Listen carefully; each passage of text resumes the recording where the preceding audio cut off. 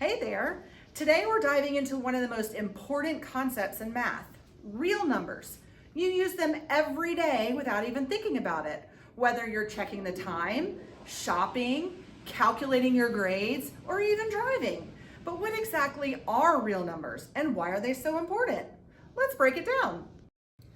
You've probably heard of real numbers as whole numbers, like 1, 2, and 3, like when you learn to count. 1, 2, and 3 are on the number line. But real numbers go beyond 1, 2, and 3. They also include negative numbers, like -2 and -3.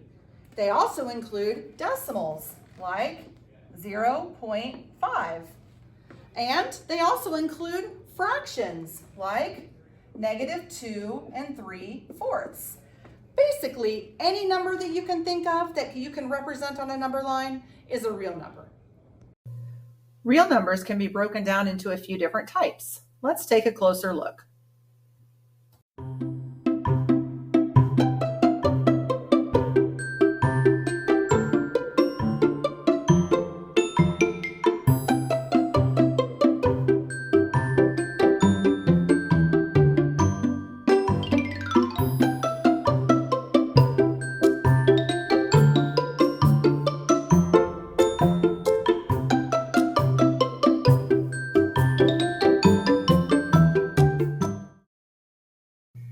Here is a visual representation of the real numbers. You can see that the natural numbers are in the middle, and those are the numbers we use when we learn to start to count, like in kindergarten, 1, 2, 3. Just outside of that is the whole numbers, which are similar to the natural numbers, but they do include the number 0. After that, we have the integers, which includes everything inside of it, and it also includes -1, -2, -3, etc. Rational numbers are the numbers that can be expressed as a ratio, like a fraction, or as a decimal, as long as that decimal stops or continues on forever.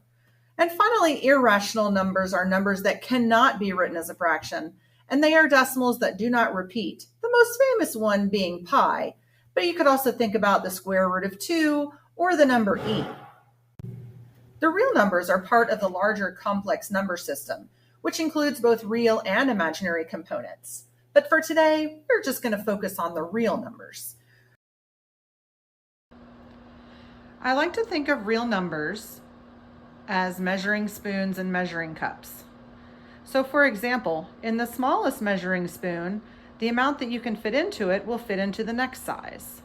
And this middle size one will fit into the big size. So the real number system works the same way.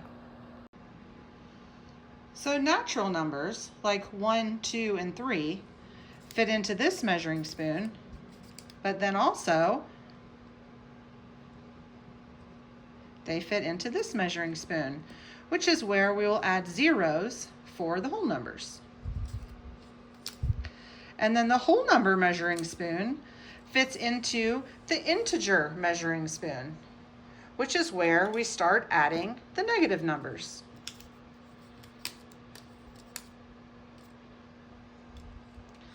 Now the integers fit into the rational numbers measuring cup, which is where we start adding things like 1/2, 0.3 repeating, the square root of 4/9, 1 2/5. All of these are decimals that repeat or terminate, and fractions. Moving to the irrational numbers, which are numbers that cannot be written as fractions, and they are decimals that do not repeat and terminate. We can combine the irrational numbers and the rational numbers to make the real number system. All right, now that we've gone over the real number system, let's see if you can identify them. Let's go.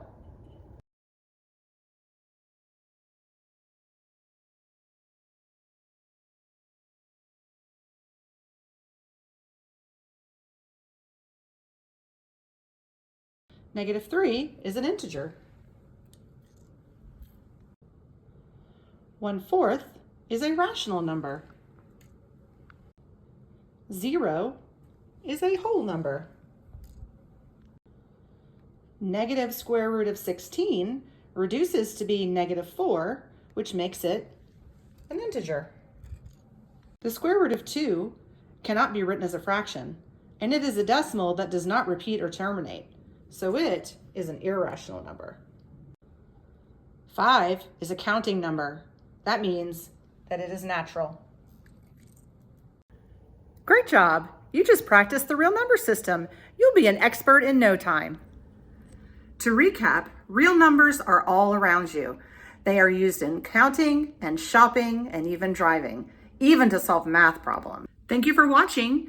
Keep exploring all those real numbers. You might just find that math is everywhere you go.